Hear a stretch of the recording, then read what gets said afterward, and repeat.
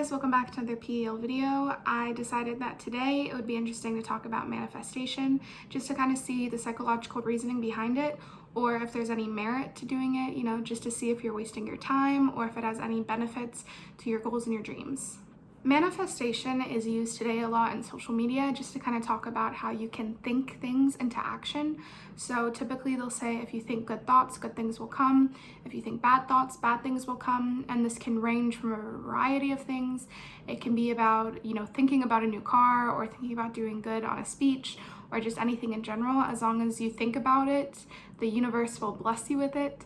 So I feel like this is oftentimes used on TikTok or Instagram just to kind of chase clout and get people to like and follow you. Like on TikTok, it'll be like and follow to claim, or on Instagram, they'll say the same thing. So I'll put some examples in here. A lot of y'all asked for a video on how to manifest someone. Now here it is. First, you write the name 3 times. Next, you will write the intention 6 times, and it is very important that you write it as if it has already happened.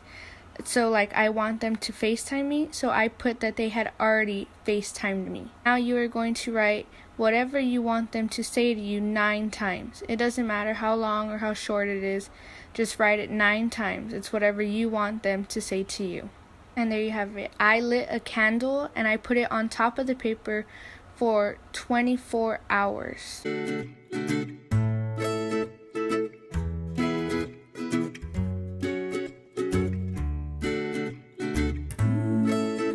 As you can see, they are pretty big on numbers and how to claim it and things like that. So I think a lot of the times people use manifesting just to kind of gain a following or gain more likes and more subscribers on social media. So I thought it would be good to look kind of how manifestation originated and kind of the reasoning behind it. Just because I don't think like TikTok, Instagram, Facebook, all that stuff is really the most reliable source to see how it actually is supposed to be. Manifestation is kind of like another way to refer to the law of attraction, which is the belief that the universe will provide things for you based off of your thoughts. So if you're always thinking negative thoughts, negative things will come. If you're thinking positive thoughts, positive things will come. And there's a way to hone in and control the law of attraction and get it to work for you, which is what manifestation essentially is. And a lot of their principles and ideologies is based off of pseudoscience. So it's not exactly proper scientific research. It's just kind of their own ideas and thoughts they're projecting to other people without doing the proper scientific method in order to get their results. And that's kind of one of the limitations I think exists with the law of attraction, is that they don't have proper scientific evidence. I mean, if they did, I think the theory would hold up a lot more. But at the moment, most of the facts they put out aren't exactly the most substantial. And if you don't believe in it, it won't come true. So it's kind of easy for the followers of law of attraction to be like, oh, well, of course you aren't experiencing law of attraction because you don't believe in it. You're not having the positive thoughts for the universe to bless you with. So I think it's just kind of a cycle that they have themselves not stuck in because they're happy to be there, but just kind of this cycle that they're a part of where they can find an excuse for any reason why somebody wouldn't believe in the law of attraction. In my opinion, I think manifestation falls under more so the self-fulfilling prophecy, which is an actual psychological term that was coined in the 1960s.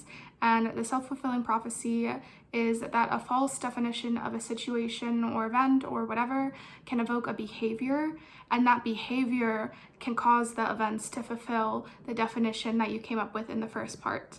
So I know that sounds very complicated, but I'll explain it. A very common occurrence of this would be the placebo effect, which is when people expect a certain reaction to happen, it will happen. And they oftentimes do this in a lot of scientific and psychological studies where they'll have like a control group and they'll have like the placebo group and all these different groups or whatever, and they'll test on them, and the placebo group will think that they're getting maybe a pill or a certain thing, and they're told the effects of the pill. So it's like, if I give you this little sugar pill, but I tell you this will give you a headache, you're going to feel a headache because you believe it's coming. So that's just kind of the self-fulfilling prophecy. So a lot of people might experience the placebo effect in their everyday life or in a scientific experiment, and maybe they might mistake it for being manifestation, who knows? But another example of self-fulfilling prophecy would be like if you expect a speech to go bad and you're having a lot of anxiety about it and just thinking it's going to go terribly, your confidence goes down. So obviously you're not going to perform as well as you otherwise would have because you kind of set yourself up for failure. And the opposite of that would be if you think it's going to go well and project confidence and you're excited about it and you're like, yes, I'm going to crush this. This is going to be amazing. You're going to do a good job because you gave yourself the confidence. But somebody who believes in law of attraction will be like, oh, I did so good because I had good thoughts. So it's kind of easy to see how the pseudoscience can make sense for some people and why they believe in it. Another kind of subsect of the self-fulfilling prophecy would be the Pygmalion Effect, which was based off of a study that was done where they had two groups of students go to some teachers, and the teachers were told this group of students are the very average students, and this group of students are the bloomers. So that means they have potential. They were previously tested, both groups of students. So the bloomers have the potential and they're very smart and they're going to do well in life, and these are the students who scored very average.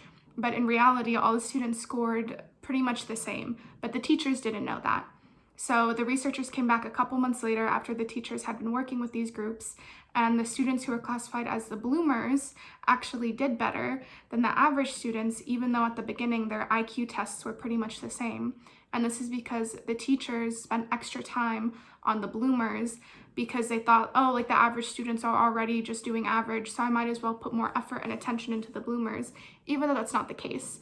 So because the teachers thought that the bloomers had the potential and were smarter, even though they weren't actually, they spent more time and energy on them, which in turn made them smarter, quote unquote, and gave them more potential to do better just because the teachers focused more on them. And this is very unethical, and it was done a really long time ago. So I feel bad for these students because, you know, they had their education messed up for a couple months, but it did give a very good result to see that this can be translated into a regular classroom. Like if you get a new student and you're told they're bad and they have behavioral problems, you're going to treat them like they're bad and have behavioral problems instead of trying to help them because you think because of previous experiences or the things other people have said are true, you in turn make it become true, if that makes sense. The next subsect of the self-fulfilling prophecy would be causal loop, and this is kind of a loop or a cycle that an individual may get stuck in where two or more aspects influence each other. So kind of would go from event A leads to event B, which leads to event C, which leads to event D, which leads you back to event A. And this can be seen in multiple different aspects. So like in depressed patients, COVID panic buying, stock market crashes, where people will kind of hear or see something that makes them think a certain way, and then they'll act on it. But because they're acting on it, instead of trying to fix the problem or end the problem in the first place, it brings them back up so the problem actually occurs in the first place. Like especially with the COVID panic buying, everybody was like, oh my God, we're gonna run out of toilet paper. We must go get toilet paper before it runs out. But because they went to go buy the toilet paper ran out when they didn't need to do that in the first place. Or like in depressed patients, typically that would mean like your thoughts affect your feelings, which affect your behaviors, which affect your thoughts, which like affects your general mood and feeling. So for example, Hasna and I, in our third year at Jacobs, we had to do a presentation on metacognitive therapy. So I'll link in the description below just kind of our example video about how like a depressive patient might think or feel. So it's just Hasna having the kind of depressive thoughts, which you can see she feels okay, but she's questioning it. Why does she feel okay? It shouldn't be this way. So she ends up making herself feel upset. So she's stuck in this causal loop of having these negative thoughts, which cause her thoughts and feelings and emotions to be negative, even if they weren't exactly negative in the first place. So it's like you keep yourself stuck in these types of loops and things overall. These all relate back to manifestation and the law of attraction because, as a self-fulfilling prophecy says in itself, kind of your thoughts of a situation or your beliefs of a situation can cause your behavior and your attitude to change, which impacts the result of a situation. So an example for manifestation would be, I really want my boyfriend and I to be together forever. And as you can see on TikTok or whatever, you would write that a million different times.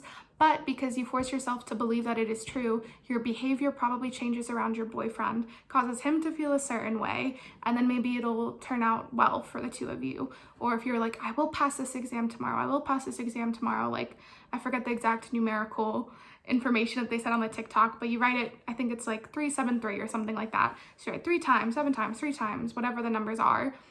You force yourself to have the confidence to do well on the test, so you end up doing well on the test anyway.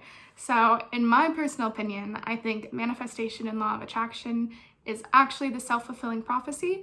So go ahead, manifest things, have fun, do whatever, but just know it's more so falling under the self-fulfilling prophecy than actual manifestation or the law of attraction. Thank you guys for watching. I hope you guys enjoyed this video about manifestation and what it really is. If you guys have any thoughts or comments, questions, recommendations, whatever, please feel free to comment down below, and I'll see you guys next week.